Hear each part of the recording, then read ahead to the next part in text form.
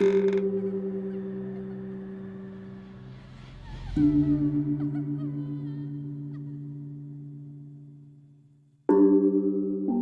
malam yang pekat, angin berbisik membawa aroma tanah basah.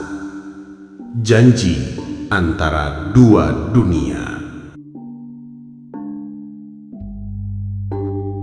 Assalamualaikum warahmatullahi wabarakatuh. Sebelumnya izinkan saya perkenalkan, kami CR Mistis Channel membawakan cerita-cerita horor dari beberapa narasumber yang berasal dari akun-akun sosial media. Adapun jika ada teman-teman yang berkenan mengirimkan cerita, tentu akan kami terima dengan senang hati melalui email yang terdapat di deskripsi. Baiklah, tanpa menunggu lama, ini adalah cerita pertama kami. Kali ini kami akan membawakan cerita dari akun Facebook V Abidin yang berjudul Janji Antara Dua Dunia.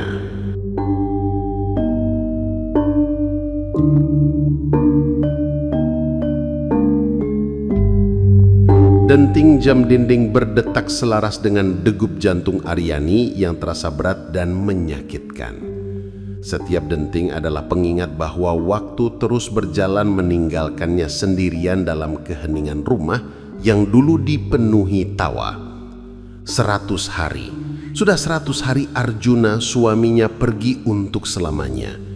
3 tahun pernikahan mereka terasa seperti sebentar, sebuah mimpi indah yang berubah menjadi mimpi buruk yang tak kunjung usai.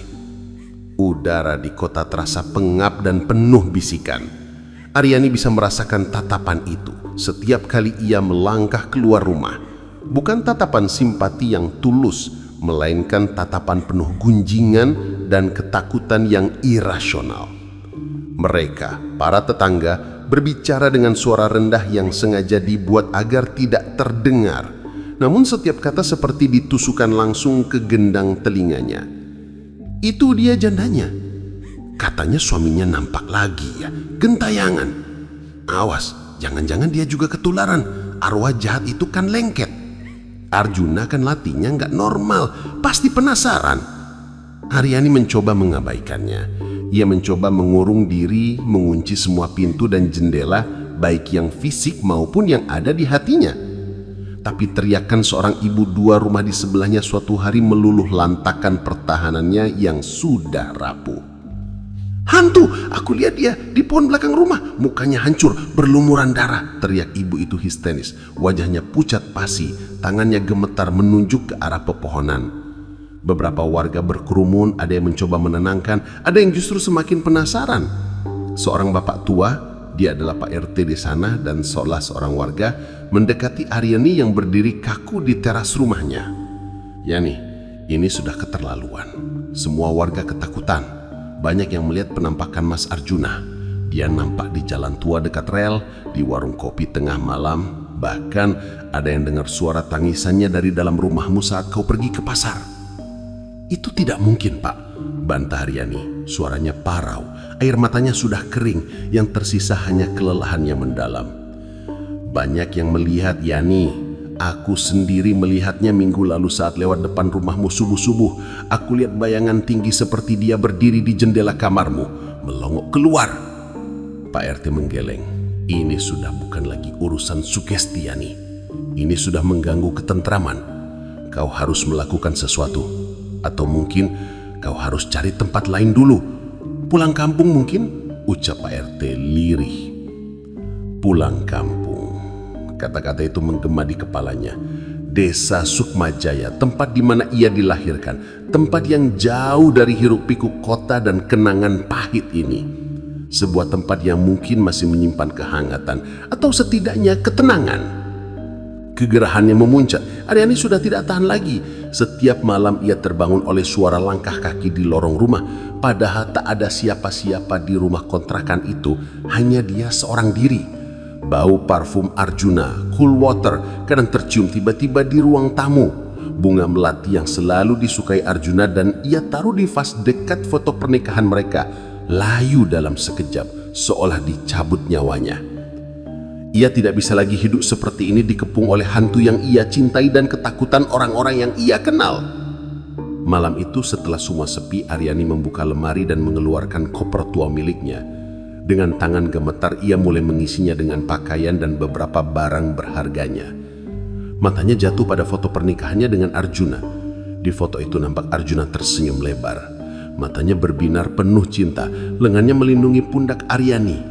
Ia adalah pria yang begitu hidup, begitu penuh semangat. Bagaimana mungkin dia sekarang menjadi sumber teror?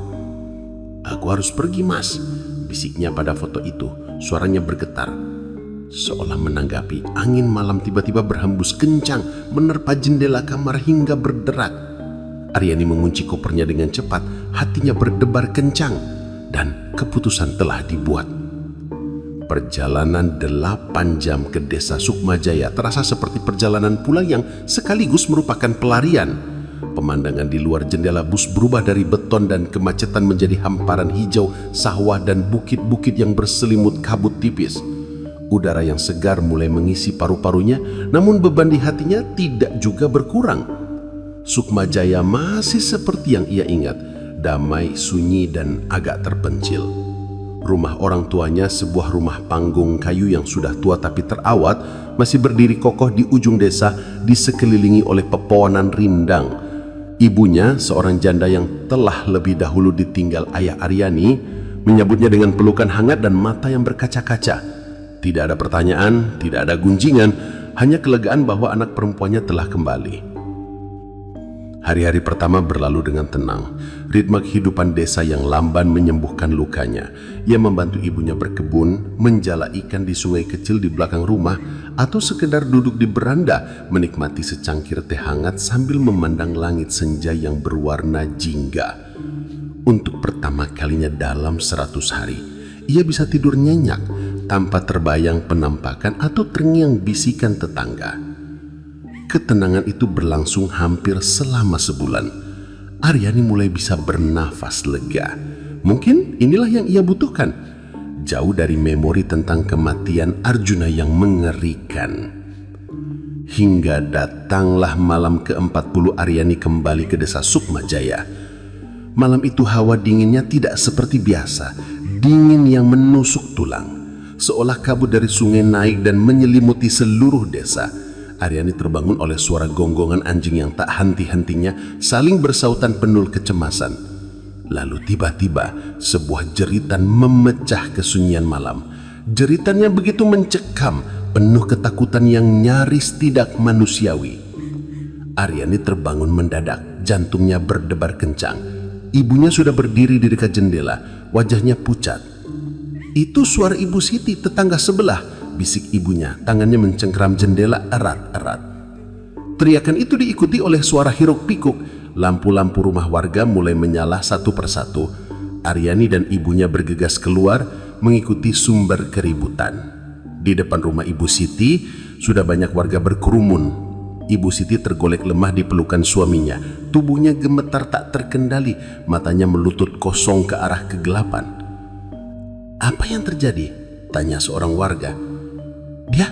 Dia melihat sesuatu, jawab suami Ibu Siti dengan suara bergetar. Dia bilang, mau ke kamar mandi luar. Setelah beberapa saat Ibu Siti bisa bicara meski terbata-bata. "Pria, ada pria," napasnya tersengal-sengal. Dia berdiri di sudut kebun di bawah pohon nangka. Tubuhnya, oh Tuhan, tubuhnya bengkok, tidak natural. Lehernya seperti putus, kepalanya miring dengan cara yang mengerikan, dan dia berlumuran darah. Matanya kosong, tapi dia menatapku. Desis ketakutan melanda kerumunan. Aryani merasa darahnya membeku. Deskripsi itu mirip dengan bagaimana Arjuna ditemukan. Terjatuh dari lantai 4, kepala hampir terpisah dari tubuhnya dan bersimbah darah. Dan dia menghilang begitu saja. Aku sampai jatuh dari motor, Mbak. Selain Bandi, laporan-laporan lainnya juga mulai berdatangan. Seorang anak kecil menangis ketakutan karena melihat Om yang serem mengintip dari jendela kamarnya. Seorang nenek mengaku rumahnya diketok-ketok malam, tapi ketika dibuka tidak ada siapa-siapa, hanya hawa dingin dan bau anyir darah yang tersisa. Beberapa warga melaporkan melihat bayangan hitam tinggi melangkah dengan gaya berjalan yang pincang dan tidak wajar di atap rumah Aryani, atau berdiri diam di pekarangan menatap ke arah jendela kamarnya. Aryani sendiri sebenarnya sudah mulai merasakan kehadiran itu lagi. Bau cool water yang tiba-tiba muncul, bunga-bunga di vas yang layu dalam semalam, suara desah napas berat yang kadang terdengar dari balik pintu yang tertutup. Dan yang paling membuatnya ngeri pada suatu subuh, saat separuh tidur ia merasa ada yang membelai rambutnya dengan lembut. Sentuhannya dingin, sangat dingin. Dan ia mengenali sentuhan itu. Itu adalah cara Arjuna membangunkannya di akhir pekan. Ia membeku, tidak berani membuka mata. Air mata mengalir pelan di pelipisnya. Ia ingin itu nyata, tapi ia tahu itu bukan Arjuna yang ia kenal. Ini adalah sisa-sisa sebuah kenangan yang terjambak dan berubah menjadi sesuatu yang menakutkan. Ketakutan itu kembali menyelimutinya, bahkan lebih dalam daripada di kota. Di sini, di desa yang tenang, teror yang dibawa oleh arwah suaminya sendiri terasa lebih intim, lebih personal, dan 10 kali lebih menyiksa. Ibu Aryani tidak bisa lagi hanya berdiam diri. Ia tidak tahan melihat anak perempuannya semakin kurus, pucat, dan matanya selalu berkaca-kaca ketakutan. Didorong rasa iba terhadap putrinya, dia pergi menemui sesepuh desa untuk meminta bantuan, yang kemudian sesepuh desa menyarankan untuk meminta bantuan dari pondok pesantren Al-Falah di desa sebelah yang dikenal karena ilmu spiritual dan keilmuannya dalam menangani hal-hal yang gaib. 2 hari kemudian, seorang tamu tak terduga datang. Seorang lelaki muda berpakaian muslim sederhana namun rapi, disertai 2 orang santri yang masih remaja. Wajahnya tampan, dengan sorot mata yang tajam namun penuh ketenangan. Postur tubuhnya tegap menunjukkan wibawa dan keberanian. "Assalamualaikum," ucap pemuda tersebut. "Perkenalkan, saya Hakim, putra Kiai Ahmad dari pesantren Al-Falah," ujarnya memperkenalkan diri. Suaranya bas dan menenangkan. "Kami mendapat kabar tentang kesulitan yang ibu alami." Aryani menyambutnya dengan perasaan campur aduk. Ada rasa haru karena akhirnya ada yang mau menolong, tetapi juga rasa malu dan sedih bahwa masalahnya sampai harus dibawa ke orang lain. Hakim adalah pendengar yang baik. Ia menyimak setiap kata dari Aryani dan ibunya dengan serius, tanpa sedikit pun terlihat meragukan atau mengecilkan cerita mereka. Matanya yang jeli mengamati sekeliling rumah, seolah bisa menangkap sisa-sisa energi yang tidak visible oleh mata biasa. "Bisa saya lihat foto almarhum suami ibu?" tanya Hakim setelah mereka selesai bercerita. Aryani mengangguk, mengambil foto pernikahan mereka. Tangannya gemetar saat menyerahkannya. Hakim memandangi foto itu lama. "Dia terlihat seperti pria yang baik dan mencintai Anda," katanya lembut. Lalu ekspresinya berubah serius. Tetapi ada bayangan hitam yang sangat pekat menyelimuti gambarnya. Ini bukan sekedar arwah penasaran biasa. Ada sesuatu yang lebih besar yang menahannya di dunia ini. Ada ikatan yang sangat kuat, atau ada yang mengikatnya. Hakim kemudian meminta izin untuk melakukan ruqyah sederhana dan penelusuran di sekitar rumah. Ia berkeliling membaca ayat-ayat suci dengan khusyuk. Di pekarangan belakang, dekat sebuah pohon mangga tua, ia berhenti lama. Wajahnya semakin tegang. "Energinya sangat kuat di sini," ucap Hakim pada Aryani. Dia sering berdiri di sini, menunggu, menatap rumah. Rasanya bukan marah, tapi ada rasa sakit yang sangat besar dan sebuah keinginan yang sangat kuat untuk menyampaikan sesuatu. Malam itu, Hakim dan 2 santrinya memutuskan untuk bermalam. Mereka akan mencoba melakukan komunikasi, sebuah istighosah dan takarub. Hakim mencoba untuk memanggil dan berbicara dengan arwah Arjuna untuk memahami apa yang mengikatnya serta bagaimana melepaskannya. Aryani merasa ketakutan. Ia takut mengetahui kebenaran, tetapi ia juga tidak bisa terus hidup seperti ini. Hari berikutnya, sesuai janji, Hakim datang kembali bersama 2 santrinya sehabis sholat Isya. Ruang tengah disiapkan, lampu dimatikan, hanya digantikan oleh beberapa buah lilin yang menerangi dengan cahaya yang berkedip-kedip. Hawa menjadi berat. Hakim duduk bersila di tengah, kedua santrinya di belakangnya membaca ayat-ayat perlindungan. Aryani dan ibunya duduk di sudut berdoa dengan khusyuk, jantung berdebar kencang. Hakim memasuki keadaan konsentrasi yang sangat dalam. Suaranya lantang namun tenang, memanggil nama lengkap Arjuna dengan penuh wibawa, memintanya untuk hadir dan menyampaikan maksudnya tanpa menakuti atau mengganggu orang yang masih hidup. Lampu-lampu tiba-tiba berkedip, angin berhembus kencang melalui celah-celah rumah, memakakkan telinga. Suhu ruangan turun drastis. Aryani menggigil, bukan karena dingin, tapi karena sebuah kehadiran yang ia kenali betul telah memasuki ruangan. Ia bisa merasakannya. Suara Hakim tiba-tiba berubah menjadi lebih dalam, seolah ada 2 suara yang berbicara bersamaan. "Dia di sini," kata Hakim, matanya terpejam, keningnya bergerut.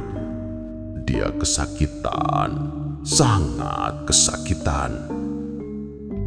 Lalu melalui mulut Hakim, suara yang parau, terputus-putus dan penuh penderitaan terdengar. Suara itu bukan suara Hakim dan juga bukan sepenuhnya suara Arjuna yang dikenali oleh Aryani. Itu adalah suara yang penuh keputusasaan. Yani, maaf, aku tidak bisa pulang." Aryani menutup mulutnya untuk menahan isak tangis. "Aku berjanji akan pulang cepat, akan antar kamu mudik. Tapi mereka menahanku. Aku tidak bisa pergi." Hakim yang masih dalam kondisi trans berbicara lagi. "Siapa yang menahanmu? Siapa?" "Seorang perempuan tua. Perempuan tua itu hitam, matanya kosong. Dia memegang erat-erat kakiku di dasar pabrik itu. Dia butuh tumbal. Aku tumbalnya." Seluruh cerita pun mulai terungkap, potongan demi potongan melalui komunikasi yang menyakitkan itu. Hakim dengan keilmuannya mampu menyambung dan menerjemahkan energi dan pesan yang kacau balau itu. Ternyata kecelakaan kerja Arjuna bukan kecelakaan biasa. Pabrik tempat bekerjanya itu dibangun di atas lahan yang dulunya adalah tempat pemujaan Nyi Ireng, sebuah entitas spiritual yang dikenal kuat dan sering meminta tumbal. Pemilik pabrik yang ingin usahanya lancar dan mendatangkan untung besar telah membuat perjanjian gelap dengan Nyi Ireng. Perjanjian itu mensyaratkan tumbal secara berkala, yaitu seorang laki-laki yang lahir pada hari Jumat Wage. Arjuna yang memang lahir pada hari yang naas itu tidak menyadari bahwa dirinya telah dipilih. Pada hari itu, ia bekerja lembur. Ia sangat bersemangat karena setelah ini ia akan cuti panjang untuk mengantar Aryani mudik. Ia tidak tahu bahwa ada sesuatu yang menunggu dia di lantai 4, sesuatu yang tidak kasat mata yang akan mendorongnya atau menariknya jatuh ke dalam kematian. Nyi Ireng telah menandainya sebagai tumbal berikutnya. Tubuh Arjuna mungkin telah dikubur, tetapi jiwa Arjuna terperangkap dan menjadi tumbal yang dipersembahkan untuk kelancaran pabrik itu. Alasan arwahnya gentayangan bukan karena marah atau jahat, itu adalah karena janji. Janji terlahirnya kepada Aryani bahwa ia akan pulang cepat dan mengantarnya mudik. Keinginannya untuk menepati janji itu begitu kuat, begitu membara, sehingga mampu menerabos sebagian ikatan yang menahannya sebagai tumbal. Ia berusaha pulang, ia berusaha menemui istrinya. Namun, karena keadaannya yang tidak wajar, seorang tumbal yang terluka, kehadirannya memancarkan energi mengerikan yang menteror siapapun yang melihatnya. yang ia inginkan hanya satu, yaitu bertemu Aryani dan menepati janjinya. Setelah pesan tersampaikan, kehadiran itu perlahan menghilang. Suhu ruangan kembali normal. Hakim terbangun dari konsentrasinya, tubuhnya basah oleh keringat, napasnya terengah-engah, lalu kedua santrinya segera memeganginya. Aryani tergencar, air matanya mengalir deras. Selama ini ia mengira Arjuna dan tayangan karena tidak ikhlas, karena marah. Ternyata motivasinya adalah cinta dan tanggung jawab untuk menepati janji. Suaminya yang malang, yang bahkan dalam kematiannya yang tragis itu sebagai tumbal, masih berusaha untuk menyayanginya. Hakim memulihkan diri sejenak sebelum menjelaskan semuanya kepada Aryani. Arjuna tidak jahat, Bu. Dia adalah korban. Hakim menghela napas. Jiwanya terjebat karena dua hal. Ikatan perjanjian gelap dengan Nyi Ireng, dan yang lebih kuat, ikatan janjinya pada Anda. Ia tidak bisa pergi selama Bu Aryani belum melepaskannya, selama Bu Aryani masih merindukannya dengan penuh rasa tidak rela. Selama itu pula dia akan berusaha menepati janjinya dan terus menteror sekitar. Lanjut Hakim. Aryani terdiam. Rasa sakit, sedih, marah, dan kasihan bercampur aduk menjadi satu. Ia marah pada pemilik pabrik yang egois, dan ia sedih pada nasib suaminya. Ia kasihan pada Arjuna yang bahkan setelah mati dalam kematiannya yang tragis sebagai tumbal masih menderita. "Apa yang harus saya lakukan, Ustadz?" tanya Aryani dengan suara bergetar. "Ibu Aryani harus melepaskannya," kata Hakim dengan lembut tapi tegas. "Ibu harus mengikhlaskannya pergi, memaafkan semua kesalahan suami ibu. Dan yang terpenting, ibu harus melepas janji itu dan merelakannya untuk pergi, untuk beristirahat dengan tenang. Hanya dengan itu, jiwanya yang terikat oleh janji itu bisa bebas. Kami akan mengurus sisinya irengnya dengan doa dan ritual tertentu untuk memutuskan ikatan tumbalnya," ucap Hakim yakin.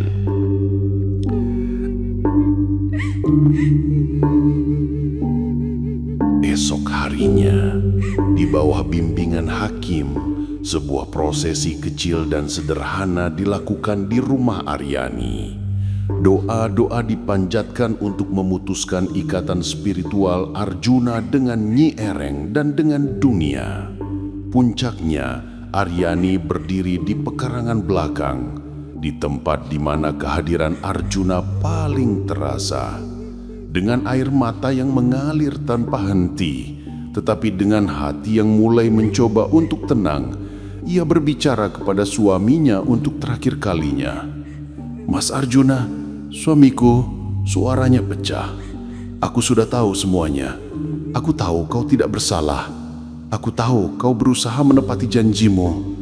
Terima kasih sudah mencintaiku sampai akhir." Ia menarik napas dalam-dalam, mengumpulkan seluruh kekuatan yang tersisa di hatinya. "Sekarang aku melepaskanmu, Mas. Aku ikhlas. Aku tidak menuntut janjimu lagi. Aku merelakanmu pergi. Pergilah, Mas. Tenanglah kamu di sana. Jangan lagi menderita. Carilah cahaya. Carilah kedamaian.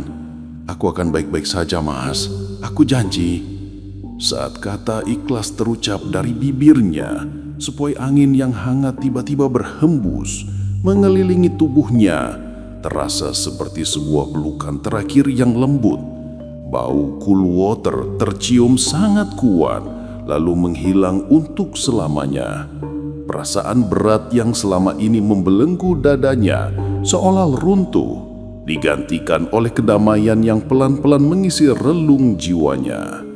Sejak hari itu, tidak ada lagi penampakan, tidak ada lagi teror. Desa Sukmajaya kembali tenang.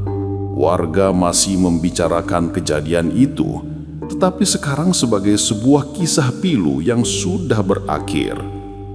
Aryani tidak pernah benar-benar melupakan Arjuna. Cintanya terlalu besar untuk dilupakan.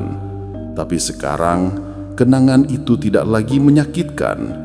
Ia menyimpan foto mereka dengan rasa terima kasih atas 3 tahun kebahagiaan yang mereka jalani. Ia belajar hidup dengan lukisannya, bukan di dalam lukisannya. Terkadang di senja yang sunyi, ia duduk di beranda dan merasakan kehadiran lembut yang mengawasinya. Bukan sebagai hantu, bukan sebagai teror, melainkan sebagai sebuah kenangan indah yang akhirnya menemukan kedamaian. Dan untuk pertama kalinya sejak kematian Arjuna, Aryani bisa tersenyum lagi, merasakan hangatnya matahari, dan bersyukur karena baik dia maupun Arjuna akhirnya telah bebas. Dan demikianlah sahabat-sahabatku, kisah janji antara dua dunia ini berakhir. Kadang hantu yang paling menakutkan bukanlah yang berniat jahat, melainkan yang terbelenggu oleh cinta dan janji yang terlalu kuat untuk diputuskan oleh kematian. Cerita ini mengingatkan kita pada kekuatan ikhlas dan melepas. Bukan hanya untuk mereka yang telah pergi, tetapi juga untuk kita yang tetap hidup, agar dapat melanjutkan langkah dengan damai. Dari cerita Aryani dan Arjuna ini, kita belajar bahwa ketakutan kita seringkali berakar pada cerita yang belum selesai. Sebuah pelajaran berharga bahwa keikhlasan dan doa tulus kita dapat menjadi pembebas bagi jiwa-jiwa yang terikat, sekaligus penyembuh bagi hati kita yang terluka. Kisah horor ini mungkin fiksi, tetapi rasa takut, cinta, dan perjuangan untuk mengikhlaskan seseorang yang kita cintai adalah sangat nyata. Mungkin di antara kita pernah mengalaminya atau mengenal seseorang yang mengalami. Mari kita simak cerita-cerita selanjutnya dan temukan pelajaran di balik setiap teror. Sampai jumpa dalam cerita horor berikutnya. Terima kasih. Semoga kita semua dapat mengambil hikmahnya. Wassalamualaikum warahmatullahi wabarakatuh.